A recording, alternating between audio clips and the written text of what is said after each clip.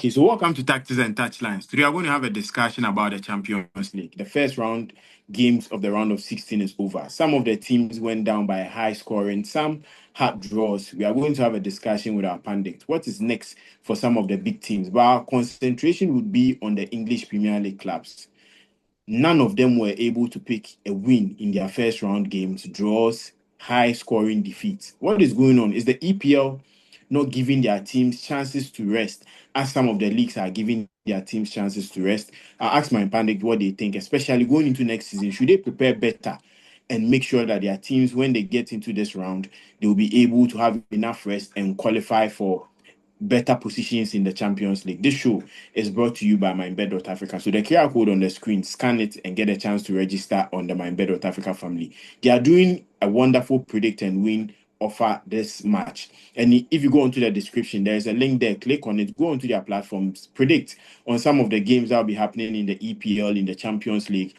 And when you're able to get some amount of selections right, they are giving out phones, they are giving out jerseys, they are giving out amazing prizes so that you can also be part of the MindBet.Africa family. If you've not registered, you need to register to stand a chance to win these amazing prizes. So the QR code on the screen, scan it and get a chance to register and be part of the MindBet.Africa family. I want to start from you, Raf. Looking at Liverpool traveling to Galatasaray, these English clubs are finding it difficult to win their first round games. And Liverpool to Galatasaray was one of the games being tipped as the easy games for some of the English clubs. But Liverpool went to Galatasaray to pick a 1-0 defeat.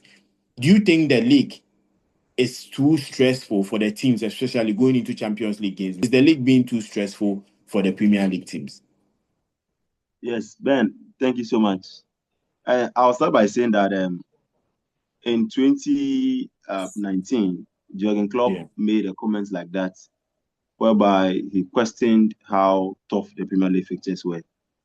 He called on the English FA to look into it, especially when it's the time for Xmas break, where most of the big leagues in Europe, almost all the big leagues in Europe go on breaks.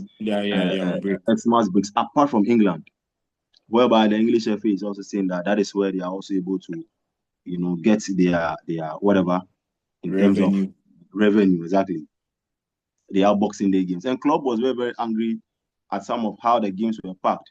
They are playing the FA Cup, playing the Carabao Cup, playing the Premier League, playing the Champions League. And then bear in mind, when a team like a team from France is going to play in the Champions League, you'll be surprised to see that their teams play their games even on Friday to prepare them adequately for the Champions League. But you see an English team, after all the difficulties the team will go through in the Premier League against the Burnleys, against the mid-table teams who are crashing here and there, and then a team will travel to another country to go and play. Sometimes the players get tired, fatigue sets in, they find it difficult, and at a point you see that the Spanish teams were dominating. The Real Madrid is winning the Champions League back to back and all. They had a proper preparation, players had an adequate rest. The squad depth also plays a key role. All right, and I'm also trying to say that going forward, the English teams will watch how they work on these things like this, because it is really affecting our game. It is affecting the English. But then another side of the story too is that prior to this qualification stage, I think almost all the English teams were able to qualify. Yes. And they'll raise another argument that if you claim your league is struggling or finding difficulty with the packed fixtures, all your teams were able to qualify to the next round of the competition. And to some extent, even last season, I think we have about 3 or 4 English teams that were in the quarterfinals of the Champions League last season. Okay. So that will be another argument, another a group will make, or a school of thought that other people will also talk about. But in general, the players will be exhausted, because as the season is getting to an end, players are getting worn out, injuries are setting in, and then teams will have team squad. Bear in mind, when City were dominated, they had the squad depth. When City were winning the Champions Leagues and the trebles, and they had the squad depth, whereby when they change this one, another quality players coming on board. But in this instance, Pep Guardiola's last season, for example, picking from Guardiola's defeat against Real Madrid, judging teams out, you can see that this is the first Guardiola team I've seen that the team is a bit light in terms of quality. Even though both teams are not playing too, but I can weigh and see that this team is a bit light. With no disrespect to the Nico Reilly's and then the other guys, you can't really compare. They are not heavyweight when they are not heavyweight when you compare to Kevin De Bruyne and the rest. And then as for Liverpool against Galatasaray, it was purely bad coaching. It's not as if Galatasaray played better than Liverpool. It's boiled down to bad coaching. Liverpool created chances we were not able to score. We had no game plan. We had no pattern. We had no system. We were just playing the game anyhow. But we'll go into the game. So that is what I can say for now. Going forward, the English FA should strategize and find a way to make sure that the English teams get enough rest for the next camp, so that the English game will also fly higher, just like the other leagues as well. This is what I can say about this one.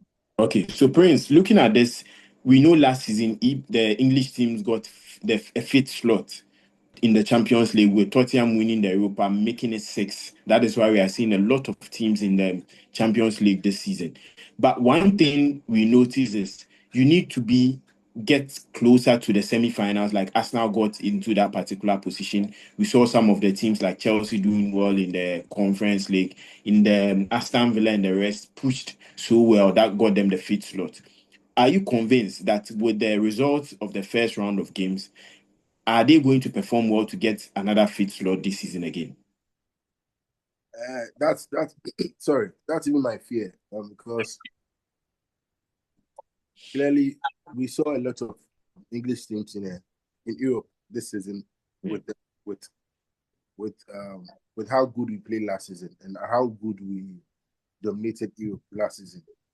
We saw an English team left the Conference League, an English team left the Europa League, yeah, where we had 2 English teams in that final.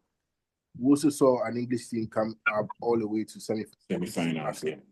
So we could see English teams dominated across the whole 3 tournaments in Europe.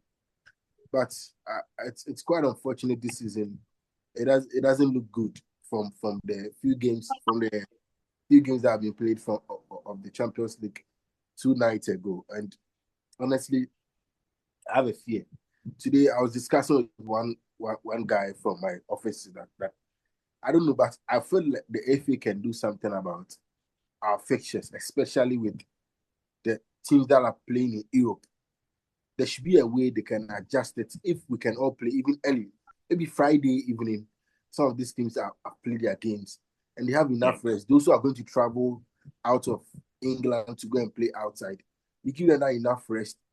At least give them that luxury of having them to rest enough to also play. And because at the end of the day, it has a way of benefiting the league that we are playing in. It has a way of bringing enough money into the league. It has a way of bringing enough eyeballs and exposure to the league. So if we are doing well in Europe, at the end of the day, it's a good thing for the league. And I was also suggesting that I think Klopp started this. Klopp made an initiative that had we having I think 5 substitutes in the EPL. I think it was 4 earlier. I don't know if there's a way they can even increase that. It was 3, and it came to 5. Changed 5, yeah. I don't know if there's a way they can even increase it for the EPL, because I'm looking at a situation where English teams are able to buy enough players, quite enough. So you buy in these players, so you can have all these players have match fitness. You can play them enough in some of these games. So you have a first 11 playing. After 60 or 78 minutes, you can get in some of these players coming in to also get some match fitness. So at least it balances the squad. There are no players who are seated too much on the bench, who lose match fitness and who feel so comfortable on the bench. So at least it has a way of rotating the squad, because the fatigue will come in, injuries will come in, and all that. Let's look for a way to at least help the English teams who play in Europe, because you have PSG who has his match postponed this weekend. So PSG played Chelsea, and their next game is also against Chelsea. EPL doesn't give you that luxury. I think the FA should look at it. And then this is what we can. We from here, we can only speak and add our voice to it. We wish the FA can do something about this. We don't want this team, because we had some bragging rights a few weeks ago that the English League is the best league in the world, because we had all our teams progress into the round of 16. But honestly, what happened this week, I don't think we can have that bragging right going into the quarterfinals. Okay. Sam, there is also the school of thought that the EPL has become so rigid, so systematic, where now teams are using a whole lot of means to win games. We've seen the likes of Arsenal, Brentford, Sunderland trying to be so rigid on the game, and it has made most of the teams now adapt to that particular style. So going into an European game where a knockout stage, no away goal rule, now the teams are opening up and playing, and the EPL teams are finding it very difficult. Coming from that particular view, do you think it plays a reason why most of the EPL teams couldn't pick good results in their UCL games? Okay. There's this thing that I say always, that a win is a win. No matter how you got the win, a win is a win.